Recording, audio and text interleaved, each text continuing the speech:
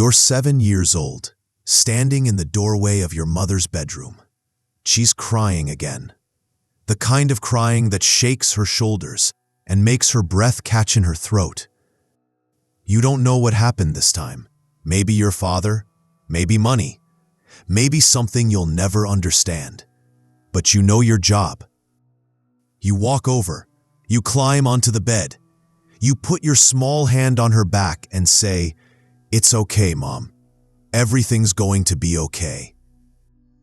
And in that moment, something shifts. The crying slows. She looks at you with wet eyes and says, "You're so mature for your age. What would I do without you?" You smile. You feel useful, important, needed.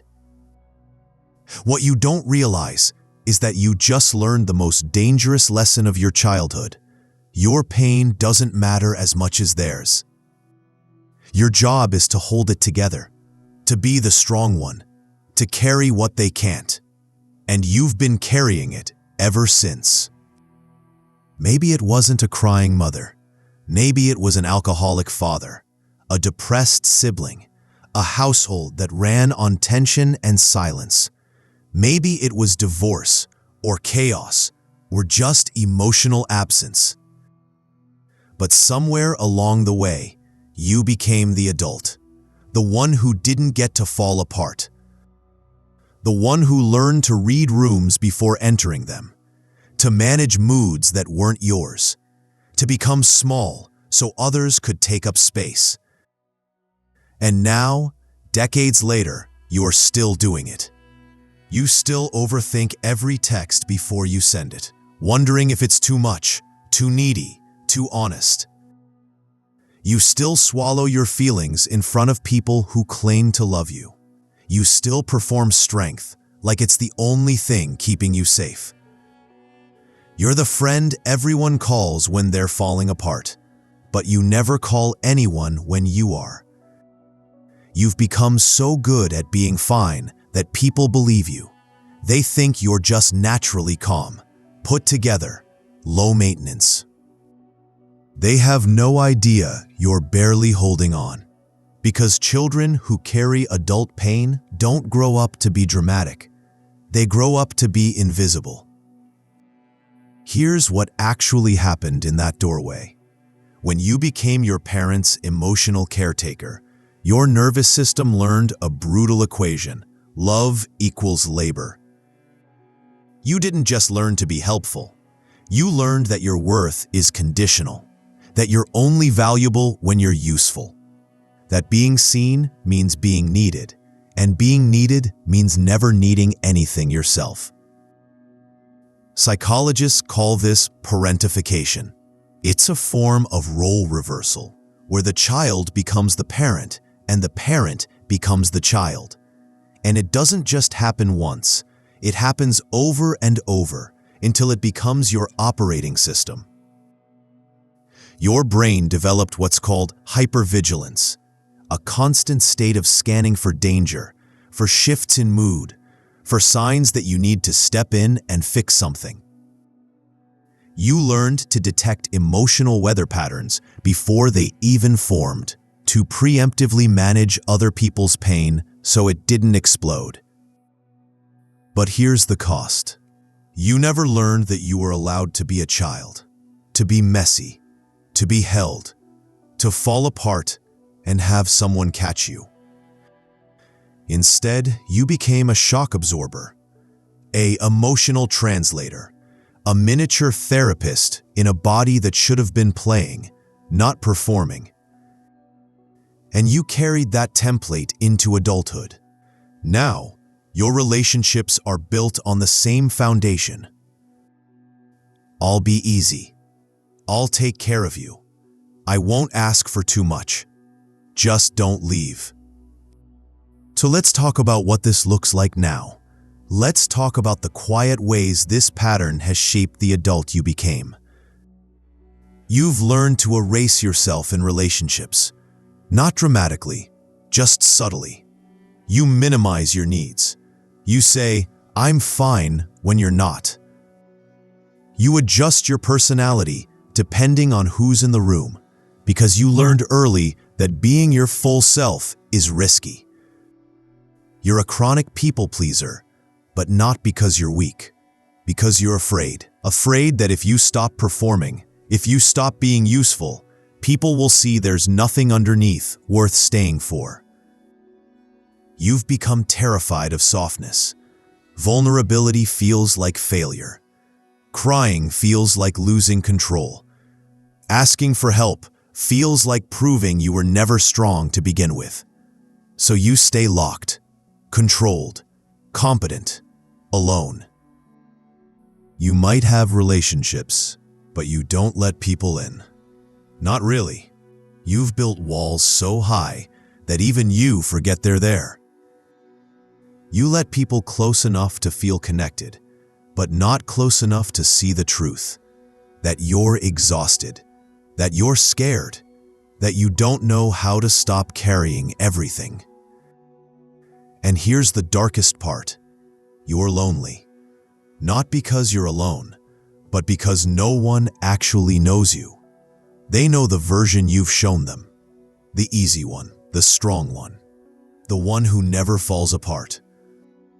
But the real you, the one who's tired and afraid and desperately wants to be held without having to earn it, that version stays hidden because you learned a long time ago that she's not safe.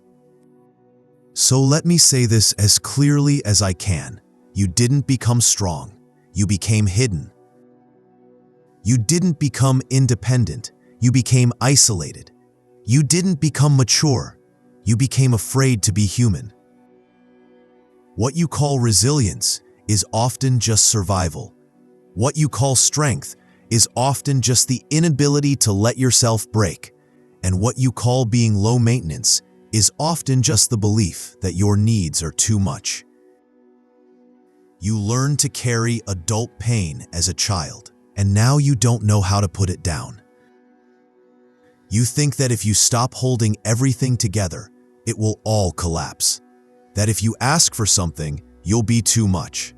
That if you let yourself need someone, they'll finally see what you've been hiding all along, that you're not actually fine. But here's the truth they never told you. You were never supposed to carry this. Not then, not now, not ever. So what changes? How do you stop being the child who carries everyone else and become the adult who learns to be carried? It starts with this. You have to grieve the childhood you didn't get. Not the one where everything was perfect, but the one where you were allowed to be small, to be scared, to mess up and still be loved. That version of your life didn't happen, and pretending it doesn't matter is what's keeping you stuck. You also have to learn to separate your worth from your usefulness. This is the hardest one, because for so long, being needed was the only proof you had that you mattered. But real love doesn't require you to perform. Real connection doesn't demand that you shrink. The people who love you, truly love you, aren't waiting for you to fall apart so they can leave. They're waiting for you to let them in so they can stay.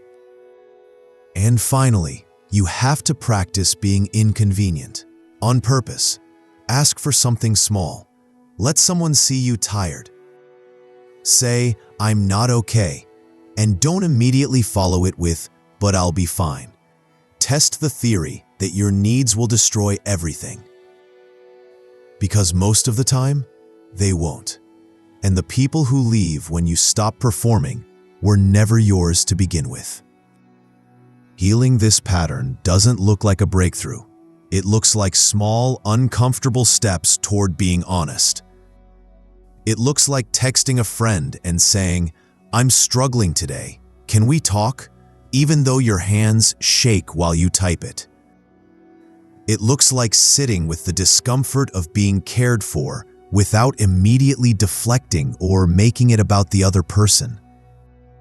It looks like catching yourself mid-erasure, mid-I'm fine, mid-performance, and saying, "Actually, I'm not, and I need to tell you why." You might need therapy, not because you're broken, but because you need someone to teach you what you were never taught, that you're allowed to take up space, that your pain is as real as anyone else's, that being soft isn't the same as being weak. You might need to set boundaries with the people who trained you to be this way, not out of cruelty, but out of survival. Because you can't heal in the same environment that made you sick. And you might need to reparent yourself, to look at that 7-year-old in the doorway and tell her what no one else did. You don't have to fix this. You're allowed to just be a kid. It won't be linear. Some days you'll backslide, you'll overfunction, you'll disappear into old patterns because they feel safer than the new ones. But slowly, with practice, you'll learn to be the person you needed when you were small. Here's what I want you to know. You were a child who learned to carry the weight of adults, and you did it because you had no choice. You were loyal. You were brave. You were trying to survive. But you're not 7 anymore. You're not standing in that doorway. You don't have to hold everything together to prove you deserve to be here. The pain you carry isn't yours. It never was. And the person you became to survive it, the strong one, the easy one, the one who never needs anything, she's exhausted. She's been running for years. So maybe it's time to stop, to let yourself be held, to let someone else carry the weight for once. Not because you're weak, but because you were never supposed to do this alone.